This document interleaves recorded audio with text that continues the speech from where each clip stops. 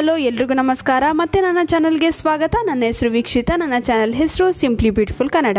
ದೋಸೆ ಇಡ್ಲಿಗೆ ಅಕ್ಕಿ ನೆನೆ ಹಾಕುವಾಗ 4 ಕಾಳು ಮೆಂತ್ಯ ಕಾಳು ಸೇರಿಸುವಂತೆ ಮನೆಯಲ್ಲಿರುವ ಹಿರಿಯರು ತಿಳಿಸುತ್ತಾರೆ. ಇಂತಹ ಹಲವು ಔಷಧೀಯ ಗುಣಗಳಿರುವ ಸಾಂಬಾರು ಪದಾರ್ಥಗಳನ್ನು ಬಳಸುವುದು ಹಿಂದಿನಿಂದಲೂ ರೂಢಿಯಲ್ಲಿದೆ.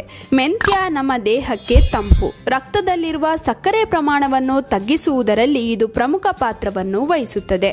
ಇದೇ ಕಾರಣಕ್ಕೆ ಮಧುಮೇಹಿಗಳಿಗೆ ಮೆಂತ್ಯ ಕಾಳನ್ನು ಸೇವಿಸುವಂತೆ ಸಲಹೆ ನೀಡಲಾಗುತ್ತದೆ. ಹಾಗೆಯೇ ಮೆಂತ್ಯ ಕಾಳು ರಕ್ತದಲ್ಲಿರುವ ಕೊಲೆಸ್ಟ್ರಾಲ್ ಅಂಶವನ್ನು ನಿಯಂತ್ರಿಸುತ್ತದೆ.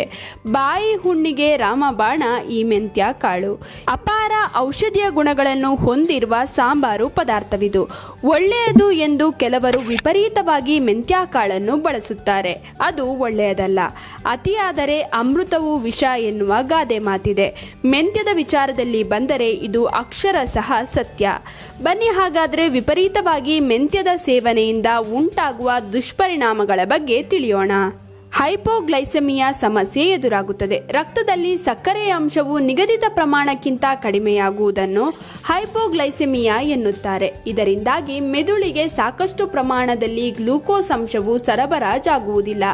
ಆದ್ದರಿಂದ ಮೂರ್ಛೆ ತಪ್ಪಬಹುದು, ಮೆದುಳಿಗೆ ಹಾನಿಯಾಗಬಹುದು. ಸಕ್ಕರೆ ಕಾಯಿಲೆ ಇರುವವರು ಗುಳಿಗೆ ಅಥವಾ ಇನ್ಸುಲಿನ್ ಇಂಜೆಕ್ಷನ್ ತೆಗೆದುಕೊಳ್ಳುತ್ತಿದ್ದರೆ ಮೆಂತ್ಯವನ್ನು ಬಳಸುವಾಗ ಅತಿ ಎಚ್ಚರದಿಂದ ಇರಬೇಕಾಗುತ್ತದೆ. ಮೆಂತ್ಯವನ್ನು ಔಷಧಿಯಾಗಿ ಬಳಸುವುದಕ್ಕೆ ಮುನ್ನ ವೈದ್ಯರ ಅನುಮತಿಯನ್ನು ಪಡೆದು ಪ್ರಮಾಣವನ್ನು ನಿಗದಿಪಡಿಸಿಕೊಳ್ಳುವುದು ಒಳ್ಳೆಯದು. ಅಲರ್ಜಿ ಉಂಟಾಗಬಹುದು. ಕೆಲವರ ದೇಹ ಪ್ರಕೃತಿಗೆ ಮೆಂತ್ಯದ ಗುಣಗಳು ಅಷ್ಟಾಗಿ ಹಿಡಿಸುವುದಿಲ್ಲ. ಅಂತಹ ಸಂದರ್ಭಗಳಲ್ಲಿ ಅವರಲ್ಲಿ ಅಲರ್ಜಿಯ ಲಕ್ಷಣಗಳು ಕಾಣಿಸಿಕೊಳ್ಳಬಹುದು. ಮೈಯಲ್ಲಿ ತುರಿಕೆ, ಉಸಿರಾಟದ ತೊಂದರೆಯಂತಹ ಸಮಸ್ಯೆ ಕಾಣಿಸಿಕೊಳ್ಳುತ್ತದೆ. ಇನ್ನು ಇದನ್ನು ಇಂಥದ್ದೇ ಕಾರಣದಿಂದ ಬಂತೆಂದು ಕಂಡುಕೊಳ್ಳುವುದು ಕೂಡ ಕಷ್ಟಕರ. ಪರಿಣಿತ ವೈದ್ಯರು ಕೂಲಂಕುಷವಾಗಿ ವಿಚಾರಿಸಿ ವಿಶ್ಲೇಷಿಸಿದಾಗ ಮಾತ್ರ ಅಲರ್ಜಿ ಮೂಲವನ್ನು ಕಂಡುಹಿಡಿಯಬಹುದು.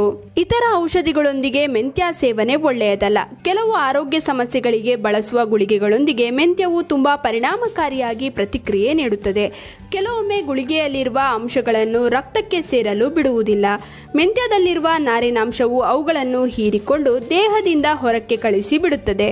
ಇನ್ನು ಸಕ್ಕರೆಯ ಪ್ರಮಾಣ ತಗ್ಗಿಸುವ ಮಾತ್ರೆಗಳ ಕಾರ್ಯಕ್ಷಮತೆಯನ್ನು ಮತ್ತಷ್ಟು ಹೆಚ್ಚಿಸಿ ತೊಂದರೆಗೆ ಈಡು ಮಾಡಬಹುದು.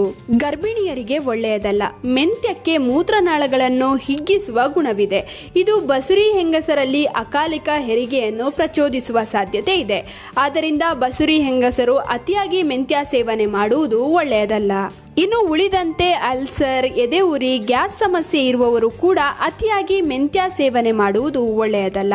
ಹಾಗಿದ್ರೆ ಉತ್ತಮ ಆರೋಗ್ಯ ಲಾಭಕ್ಕೆ ಎಷ್ಟು ಮೆಂತ್ಯ ಕಾಳು ಸೇವಿಸಬೇಕು? 1 ಚಮಚ ಸೇವಿಸಿದರೆ ಉತ್ತಮ. ಅದಕ್ಕಿಂತ ಅಧಿಕ ಸೇವನೆ ಆರೋಗ್ಯದ ದೃಷ್ಟಿಯಿಂದ ಯಾರಿಗೂ ಒಳ್ಳೆಯದಲ್ಲ.